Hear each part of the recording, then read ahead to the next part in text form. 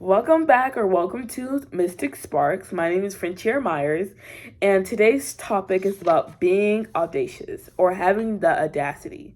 So I never knew what that word audacious meant, but I realized what it means today. I first heard that word in Audicity's Artist Way video, where she said she had to have the audacity to get her goal. And so I realized being audacious means starting the conversation you're terrified of. So I'm going to give you a structure of today's video, and then we're going to jump right in. So today's video is going to be about my fears, why I fear these fears. I'm going to talk about my audacity in my personal life and my professional life. And then I'm going to share some action steps that I took, results, and takeaway of both my personal life and my professional life. And then I'm going to give you a conclusion of what audacity means, some encouragement, and a question at the end to wrap everything up. So let's get started.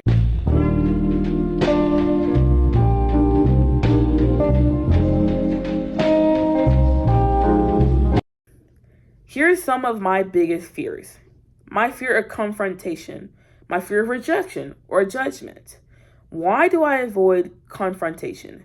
I feel like for me personally, I deal with this fear because I fear seeing someone's reaction. I've dealt with a lot of things in the past where I realized that I want to be a peacemaker.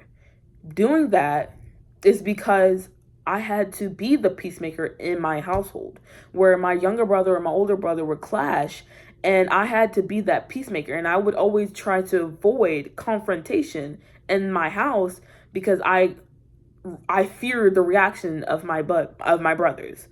So, and then with the second fear, rejection and judgment, that face-to-face conversation, I get so self-conscious where I feel like they're going to judge me. And I realize that some people just don't really care what you're thinking. And it's these what ifs that create this conflict, this battle in your mind. So that's kind of why I fear these fears. So now let's talk about what happened today in my personal life, the audacity in my personal life. And then I'm going to talk about the audacity in my professional life, what happened yesterday. So today, I learned through confronting my battles, I gain clarity. So I'm going to talk about a situation with one of my friends, Allison, where we went on a trip together. We went on a trip for 2 to 3 days. And, well, it was 2 nights, 3 days. And it wasn't the best trip for me personally. I felt excluded. I felt lonely. I felt left out. I used effective communication today when I confronted her with these feelings. I was terrified to bring it up. I had to face my biggest fear of confrontation to save our friendship. I used I statements. And so when we use effective communication, we have to start with us. We have to start with why we feel these things, the why behind what's been going on. So now I want to talk about steps that I took. So actions were confronting my fear, using I statements. Results was I learned the exclusion I felt wasn't about me at all. It was about her internal struggle with depression. She was dealing with something during the past 2 weeks. We hadn't been talking, and I didn't know about that.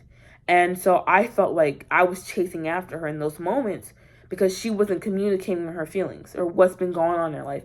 And I gained clarity from that when she told me about what's been going on in her life. The takeaway is audacity transformed accusations into empathy. So I felt empathetic to her. I felt empathy for her. I felt compassion. I felt like I wanted my presence to be known to her. So now let's talk about the audacity in my professional life. This is what happened yesterday. So yesterday I went to an event, Women in Business, and I felt excited and I felt nervous. I knew that I had to get out of my comfort zone. It's different for me because I can be really social when it comes to events. I don't necessarily feel like I don't need to talk to somebody. I talk to genuinely everybody in an event. So the actions I took was pushing past fear and talking to a lady who gave me this book. And she gave me another book and she signed it in there. She signed the book. And we talked about my dreams, something that I've been working on. And another lady approached the table and she just told her not to mind her, that she was writing articles. She was writing an article. And that sparked my interest. What do you mean you're writing an article while I'm working on a project, a magazine? And it's like it clicked, you know? So I ended up talking to this lady because she ended up interviewing me. And she just asked, how did I feel about the lady who gave me the book? What insight do I have? And I told her that I need to have the audacity. And she liked that. So the results was she gave me her contact information and gave me advice on bettering my writing skills and telling a story. It's not about it's about a feeling, not perfection. And that's what I've been dealing with lately. Feeling like I need to be perfect when it comes to evangelizing. But I realized that I need to have my own way of evangelizing. So the takeaway is having audacity doesn't guarantee a job. It guarantees usable advice and clarity on the next steps.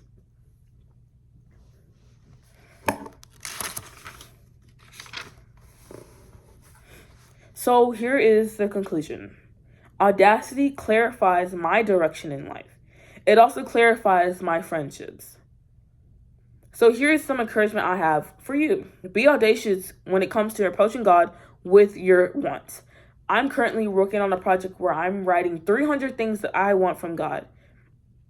I gotta have so much audacity to ask specifically what I want from God, knowing that I might receive these things if it's in His will.